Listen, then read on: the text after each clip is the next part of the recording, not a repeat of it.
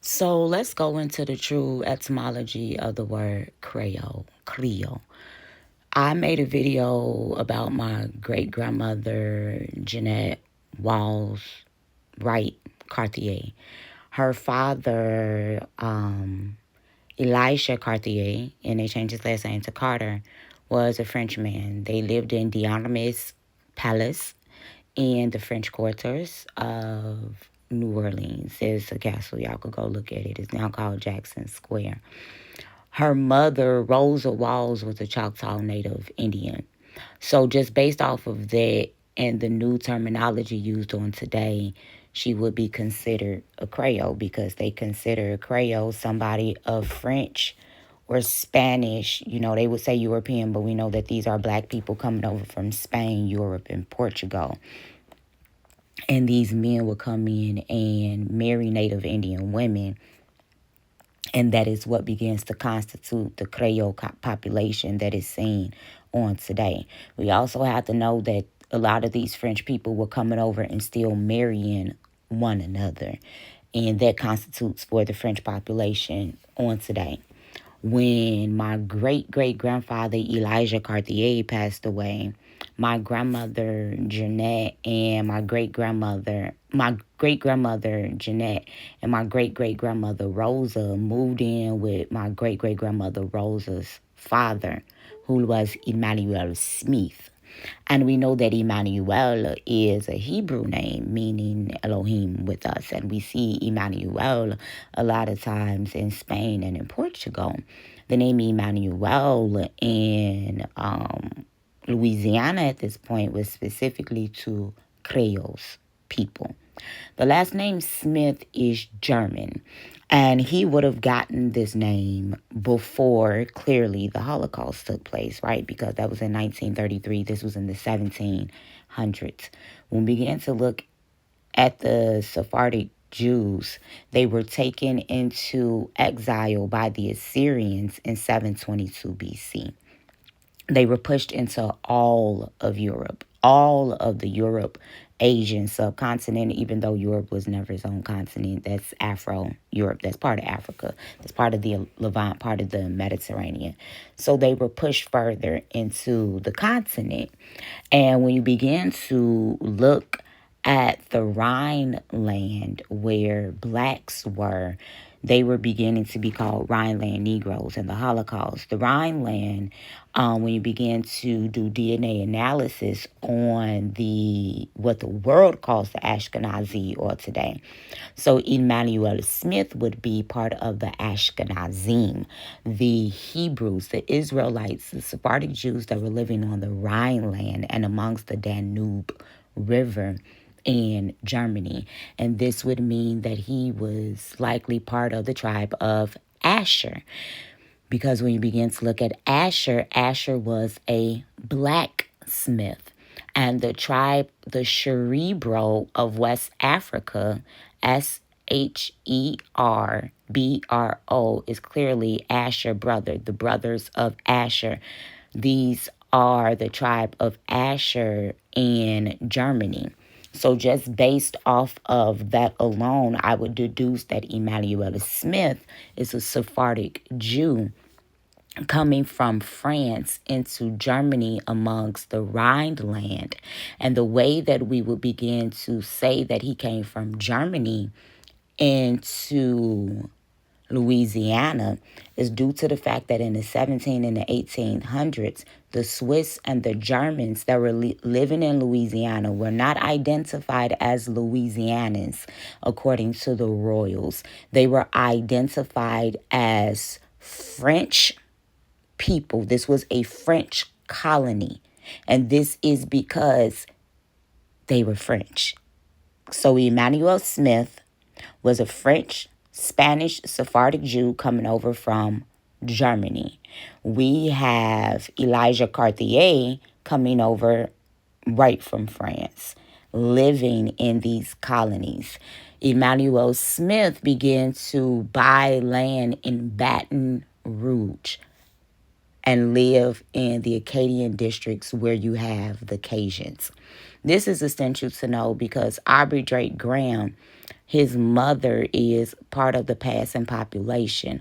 Her name's Sandy Sher. Before being married, is the tribe of Asher, the Cerebro. So the Cerebro not only came directly into Louisiana, the Cerebro went into Canada to find Nova Scotia, Nova Scotia to find, to found Canada. And then when they came down into Louisiana, they became the Cajuns. So he ended up moving to where the Ashkenazim, the German, the Cerebral people would be.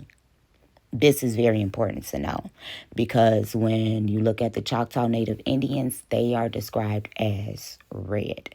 So now that we've gotten that out of the way, when we begin to look at the word Creole, it derives from the Portuguese words Creola, which means native to the local or raised in the house. By my great-great-grandmother, Rosa Walls, already being identified as a native Indian based on the Portuguese definition of Criolla, this Creole, this is going to already apply to her because she's native. Anybody native born to the land or born in the house, not a foreigner, not a stranger, not a Ger, would be considered Creole. So when we begin to look at Ger, this is attached to West Africans. Those coming right over from West Africa. Were you not called a stranger in Egypt? And so these are the splits of the two kingdoms. The southern kingdom remained in West Africa until they were brought over in the transatlantic slave trade to become strangers and to work the land where they were not native born, where they were not Creole. The Portuguese are known to be the blackest of the Sephardic Jews. Okay? So when we begin to continue and to look that based on the Portuguese through this definition, she would have already been considered Creole because we're not going based on today's definition of saying that Creole automatically just means mixed race. And we have to know that mixed race would be applying to these European French men coming in and being with Native Indian women. That does not mean somebody that's black, somebody that's white, and everything like that. No, it takes to be native born in the Americas and native to France, native to Spain, native to Portugal, which would go back to the original definition of mulattoid or mulattoid or mulatto. It means the indigenous. Indigenous means first. Indigenous means native. Christians. These are the offsprings of the Sephardic Jews. These words specifically apply to the people that are native to these lands. Line up on line, precept on precept.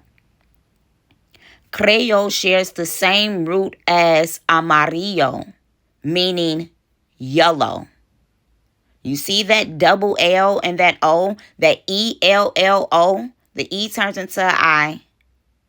So that root right there, I-L-L-O, O-L-E, O-U-L-O. Yellow people that are native born and raised to the house, in the house.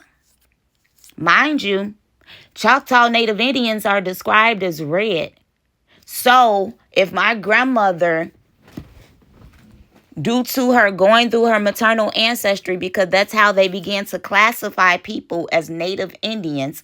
You had to have a woman who was still living in the land in the 1940s after they took everything over. Native Indian ancestry is ran through the woman. So based off of that fact, my great-grandmother would have been considered Choctaw, which means red people. We're running her paternal ancestry, which would be yellow people.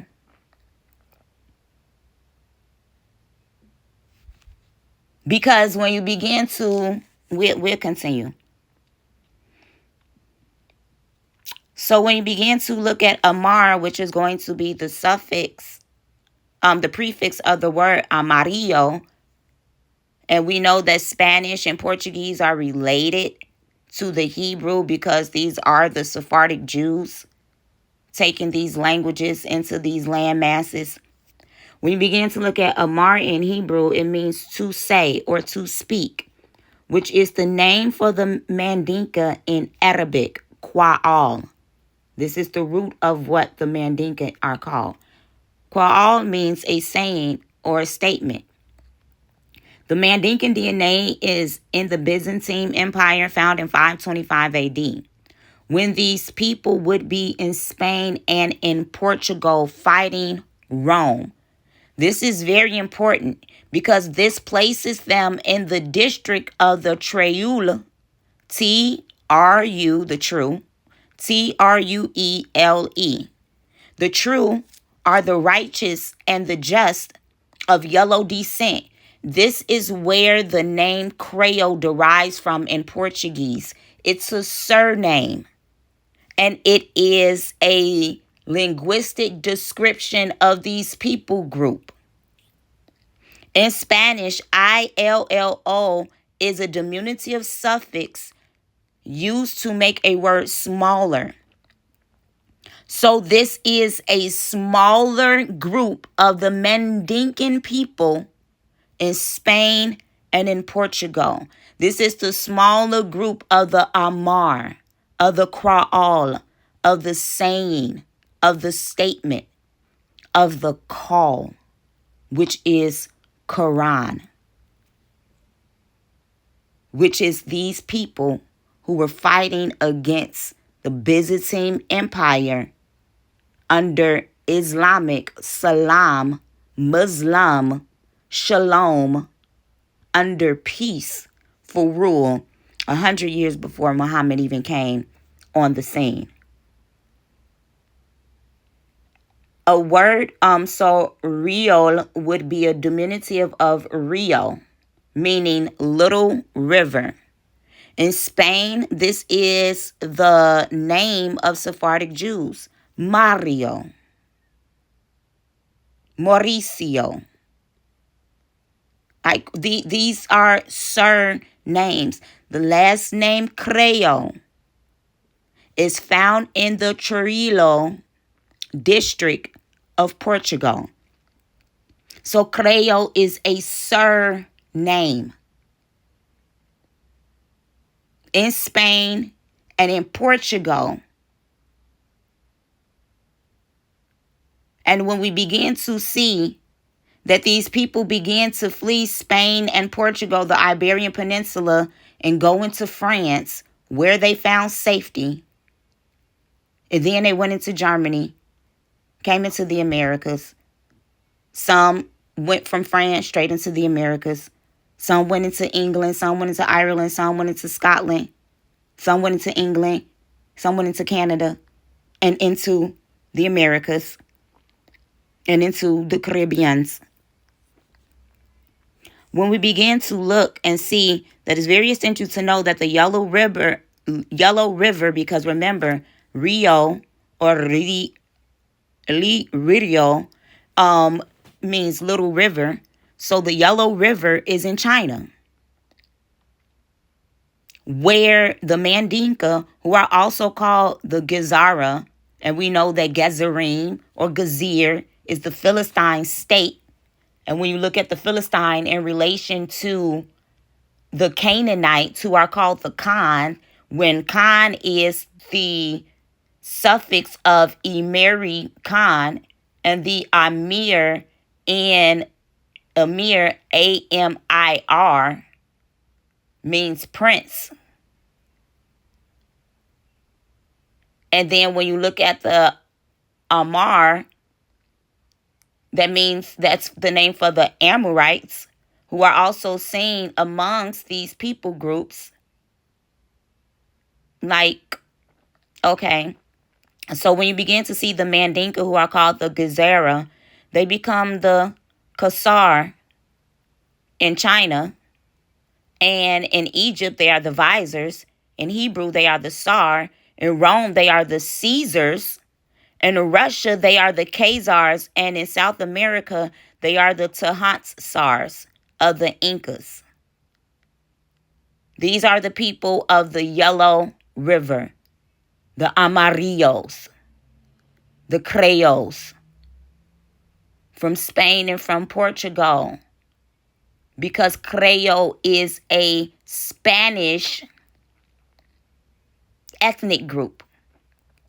Because we were in Spain and Portugal, fleeing into France, Germany, Scotland, Ireland, and Britain. Though pushed there, we fled to them places. So when you begin to look at the fact that Creole not only means native born, but it begins to speak of people of a yellow complexion. When we begin to look at it, that Adom, Edo, ruddy, red, or copper is the description marker of David, the Nazarenes, and Esau, showing us that colors are used to describe a lineage and a surname of people group. Gathering the fact that red bones can be a bright white or yellow complexion like my son, like my mom, or they can be a deep burnt caramel color like I was growing up, which is why there is no one skin complexion to define Creole people, because it is a surname, a people group, a bloodline. So, yeah. Let's wrap this up. Because if we went according to my great-grandmother's maternal ancestry, she would be considered a Choctaw Native Indian. If we go according to her father's ancestry, she would be considered a French Creole. You mix them together, you have the modern definition of a Creole. But the original definition of Creole is a surname found in Spain and in Portugal that's scattered into France, Germany, Scotland, Ireland, came into the Americas.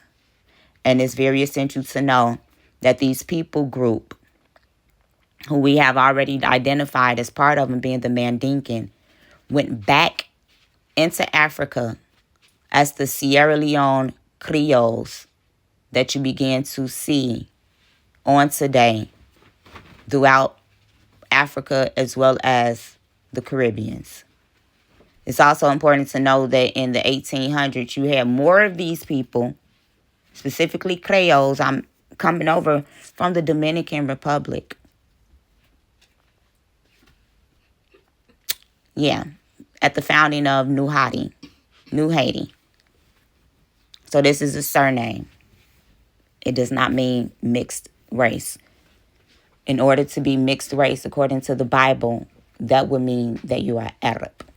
So that should draw us to the fact that blacks in America are essentially Arab, because we are of Native Indian, European, West African, and Caribbean blood, which is why our E1B1 DNA is directly related to the Afro-Palestinians fighting in Palestine on today, and why West Africans still have full E1B1 DNA without any European, Spanish, Dutch, Irish, British DNA in them, because they never left West Africa And Creole was never their surname.